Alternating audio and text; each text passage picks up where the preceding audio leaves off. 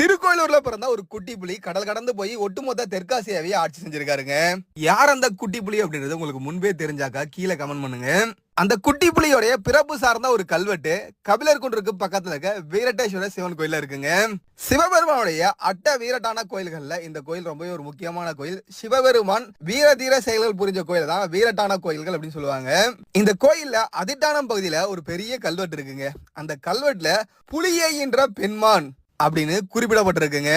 சோழ பேரரசர் சுந்தர சோழருக்கும் மலையமான் வம்சத்தை சேர்ந்த வானவன் மாதேவிக்கும் பிறந்த ஒரு குழந்தைய பத்தி தான் இந்த கல்வெட்டு குறிப்பிடுது.